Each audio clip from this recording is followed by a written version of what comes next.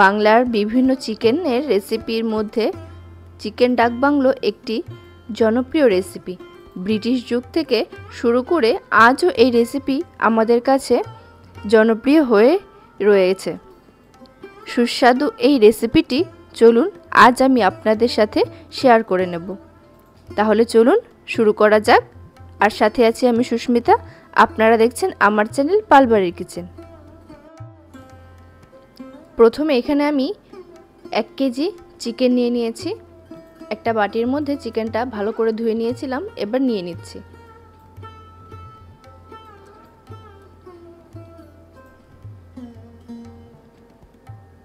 চিকেনটা একটা বাটিতে নিয়ে নিয়েছি। এরপর আমি চিকেনটা ম্যারিনেট করার জন্য কিছু উপকরণ এতে দিয়ে দেব। প্রথমে দিয়ে দিলাম টক দই। এখানে আমি 4 টেবিল স্পুন টক দই ব্যবহার করেছি। তারপরে দিয়ে দিলাম আদা বাটা আর রসুন বাটা। প্রথমে 1 চামচ রসুন বাটা দিলাম, তারপরে হাফ চামচ আদা বাটা দিয়ে দিলাম। এরপর দেব 1 চামচ লঙ্কা বাটা, দিয়ে দিলাম 1 চামচ লবণ, 1 চামচ হলুদ গুঁড়ো, 1 চামচ কাশ্মীরি লঙ্কার গুঁড়ো।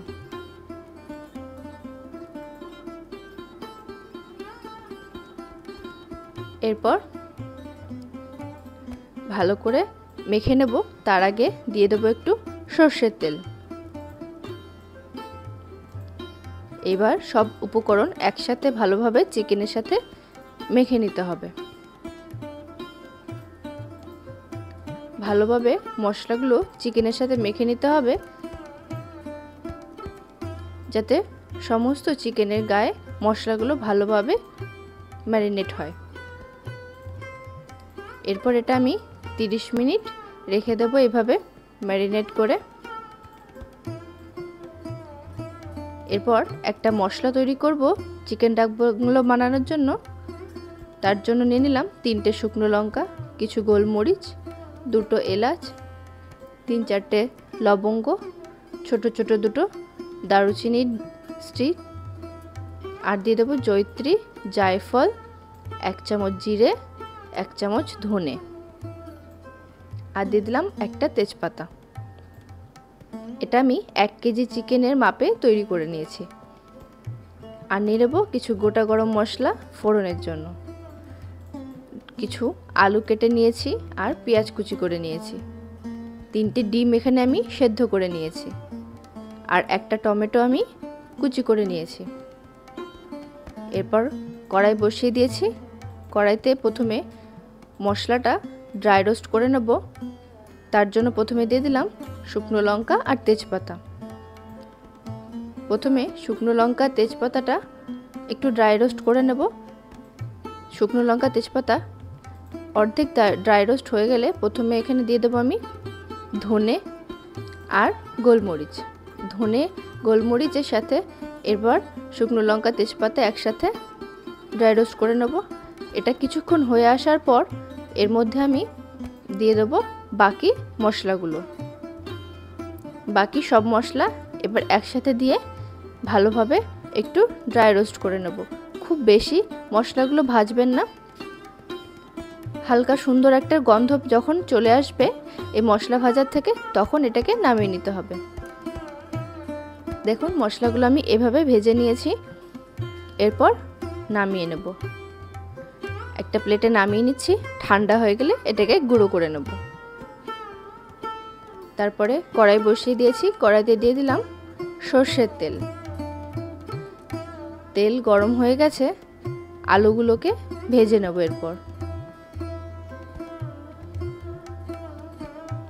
আলু ভাজার জন্য দিয়ে দিলাম লবণ আর হলুদ। লবণ হলুদ দিয়ে আলুটা ভালো করে ভেজে নেব।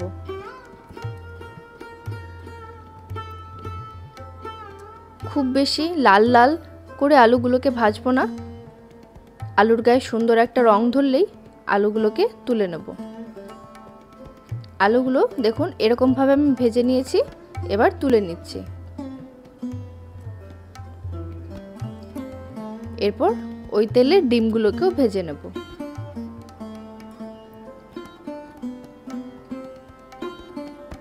ডিমগুলো এবার হালকা করে ভেজে নেব। ডিমটা ভাজার সময় আমি আর লবণ হলুদ ব্যবহার করব না, যেহেতু আলু ভাজার সময় দিয়েছিলাম তেলের মধ্যে লবণ হলুদের ভাবটা থাকবে, তাই আর দিলাম না। ডিমগুলো হালকা করে ভেজে নিয়েছি, তুলে নিলাম। এরপর তেলে দিয়ে দেব গোটা গরম মশলা ফোড়ন। গোটা গরম মশলাটা ফোড়ন দিয়ে নাড়াচাড়া করে নেব। সুন্দর একটা গন্ধ বেরিয়ে এলে দিয়ে দেবো এতে পেঁয়াজ কুচি। কুচনো পেঁয়াজগুলো দিয়ে নাড়াচাড়া করে নেব। পেঁয়াজগুলো প্রথমে একটু ভেজে নিতে হবে, হালকা গোল্ডেন ব্রাউন হওয়ার পর্যন্ত পেঁয়াজগুলো ভেজে নেব। যতক্ষণ না পেঁয়াজগুলো সুন্দর নরম হয়ে আসছে ততক্ষণ পেঁয়াজগুলো ভালোভাবে ভাজতে হবে।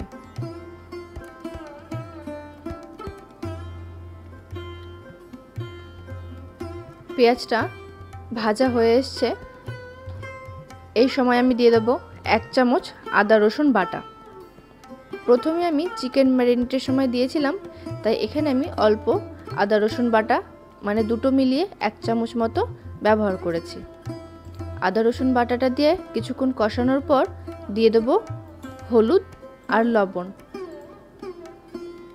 আর দিয়ে দিলাম কাশ্মীরি লঙ্কার গুঁড়ো। একটু বেশি করে দেব, তাহলে রঙটা খুব সুন্দর আসবে। এরপর ভালোভাবে সব মশলা একসাথে কষিয়ে নিতে হবে। খুব ভালোভাবে মশলাটা কষিয়ে নিতে হবে। যতক্ষণ না মশলা থেকে তেল ছাড়বে ততক্ষণ মশলাটা কষিয়ে নেব। এরপরে দেব টমেটো কুচি। টমেটো কুচিটা দিয়ে আবারও কষিয়ে নেব।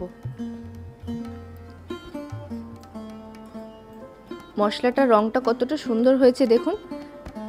ভালোভাবে মশলাটা সময় নিয়ে কষিয়ে নিতে হবে। তেল ছাড়তে শুরু করে দিয়েছে, এই সময় আমি ম্যারিনেট করা চিকেনটা দিয়ে দিলাম। চিকেনটা দিয়ে এরপর ভালোভাবে মশলার সাথে মিশিয়ে আবারও চিকেনের সাথে সবটা কষিয়ে নিতে হবে। যত ভালোভাবে এটা কষানো হবে এর টেস্ট ততটাই ভালো আসবে। ঢাকা দিয়ে চিকেনটা একটু কুক হতে দেব।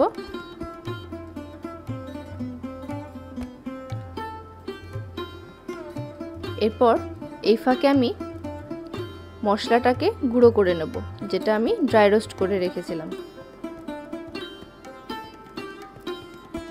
একটা মিক্সিং জারে মশলাটা নিয়ে নিলাম। এরপর ভালোভাবে দেখুন একটা এরকম পাউডার তৈরি করে নিয়েছি। বেশ অনেকক্ষণ হয়ে গেছে, ঢাকনাটা খুলে এবার চিকেনটা একটু নাড়াচাড়া করে দেব। দেখুন চিকেনটা থেকে কিছুটা জল বেরিয়েছে। এরপর ভালো করে কষিয়ে এই জলটা টানিয়ে নিতে হবে। এখন আর ঢাকা দেব না, এরপর ভালোভাবে চিকেনটাকে কষিয়ে নেব। আর জলটা যেটা বেরিয়েছে ওটাও টানিয়ে নেব। এর মধ্যে দিয়ে দেবো এখন ভেজে রাখা আলু। আলুটাও চিকেনের সাথে কষিয়ে নেব, তাহলে আলুটা ভালোভাবে সেদ্ধ হয়ে যাবে।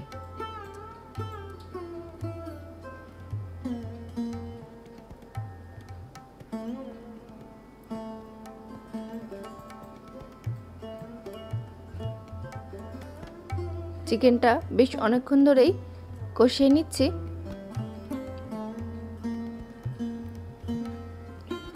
কষাতে কষাতে চিকেনের দেখুন রংটা অনেকটা চেঞ্জ হয়ে গেছে,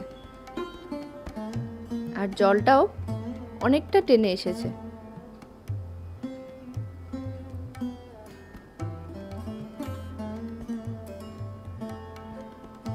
এই সময় আমি দিয়ে দেব ভাজা মশলার গুঁড়ো। 2 চামচ মতো ভাজা মশলার গুঁড়োটা দিয়ে দিলাম। এই ভাজা মশলার গুঁড়োটা অবশ্যই ব্যবহার করবেন, তাহলে এই চিকেন ডাক বাংলোর ফ্লেভারটা দেখবেন খুব ভালো আসে। এই মশলাটা দিয়ে যখনই চিকেনটাকে কষাবেন তখনই বুঝতে পারবেন একটা কত সুন্দর গন্ধ বেরোচ্ছে। মশলাটা দিয়ে বেশ কিছুক্ষণ আবারও কষিয়ে নিয়েছি। দেখুন সমস্ত জল টেনে তেল ছাড়তে শুরু করে দিয়েছে। এই সময় বুঝবেন চিকেনটা খুব ভালোভাবে কষানো হয়ে গেছে। এখন আমি দিয়ে দেব পরিমাণ মতো জল।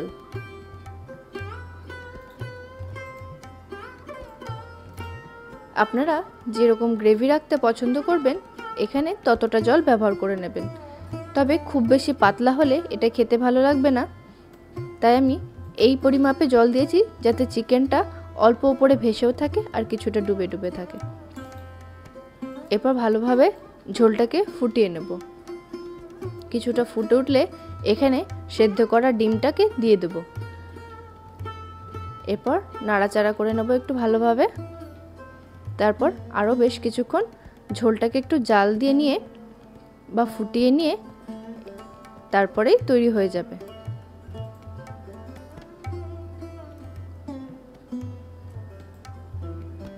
এই চিকেন ডাক বাংলো কিন্তু আপনারা অবশ্যই গরম গরম ভাতের সাথে সার্ভ করবেন। এটা গরম ভাতের সাথেই বেশি ভালো লাগবে খেতে। চাইলে আপনারা লুচি পরোটার সাথেও সার্ভ করতে পারেন, তবে গরম ভাতে এটা খেতে অত্যন্ত সুস্বাদু লাগে।